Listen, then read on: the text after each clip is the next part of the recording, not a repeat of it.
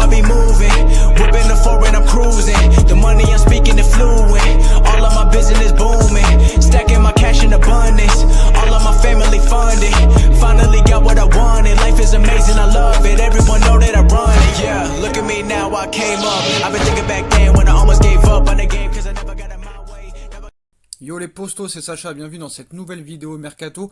On va commencer par Casemiro, récemment prolongé par le Real Madrid. Casemiro aurait avant cela refusé une offre colossale du PSG qui lui offrait un salaire de 12 millions d'euros par an. Au fil des saisons, il est devenu l'un des cadres du Real.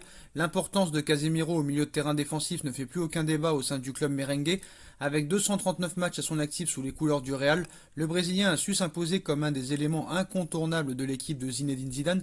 Et Casemiro sera en fin de contrat en juin 2021 avec les derniers champions d'Espagne, même si ces rumeurs estiment qu'il aurait eu une offre de prolongation de 2 saisons et que le club n'aurait pas officialisé la nouvelle. Avant cela, il aurait été approché par un cadre européen. Casemiro aurait refusé une offre du PSG, selon les informations révélées par Dario Madradista. Avant de paraffer son nouveau contrat du Real Madrid, le Brésilien aurait refusé une offre du PSG. En effet, Leonardo aurait proposé un salaire net de 12 millions d'euros au quadruple vainqueur de la Ligue des Champions. Casemiro n'est pas à vendre, aurait reçu la direction du PSG de la part des merengues. Toujours selon Dario Madridista, Zizou souhaite bien associer son Brésilien à Eduardo Camavinga qui attire le club espagnol.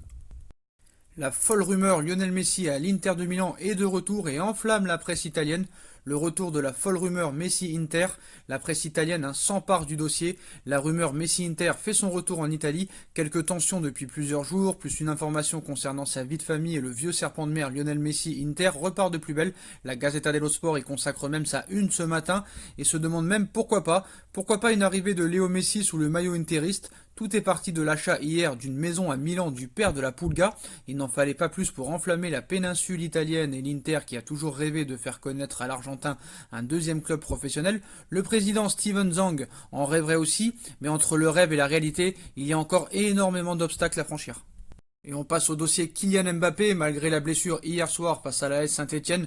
Le dossier Kylian Mbappé en Espagne, qui l'envoie toujours au Real Madrid, continue de tourner. La condition de Kylian Mbappé pour prolonger au PSG, il l'a assuré cette semaine, Kylian Mbappé passera la saison 2020-2021 au Paris Saint-Germain. Pour la suite, le champion du monde 2018 semble aussi savoir ce qu'il veut. Je suis là, je suis dans le projet pour une 4e année. Les 50 ans du club, c'est une année importante aux yeux du club, des supporters, je serai là quoi qu'il arrive. Je vais essayer de ramener des trophées avec l'équipe. Au micro de Beansport à la mi-temps de Paris Celtic mardi soir, Kylian Mbappé rassurait tous les amoureux du club de la capitale en assurant qu'il restait pour la saison 2020-2021. Oui, mais voilà, en Espagne, on a toujours un temps d'avance et malgré cette déclaration claire et nette, l'attaquant parisien fait la une de l'autre côté des Pyrénées. As se penche notamment sur ce dossier, rappelant que le plan se déroule comme prévu pour le Real Madrid, courtisan désigné de l'international tricolore prêt à bondir en 2021. Plusieurs options sont envisagées. À la croisée des chemins, le champion du monde 2018, lui, a 2 options, prolonger avec le PSG ou patienter. D'après le quotidien sportif espagnol, l'attaquant ne serait pas contre signer un nouveau bail avec les pensionnaires du Paris Saint-Germain à une condition, fixer une somme, sorte de clause libératoire, procédé interdit en France, mais un accord sous seing privé reste possible pour faciliter son futur départ.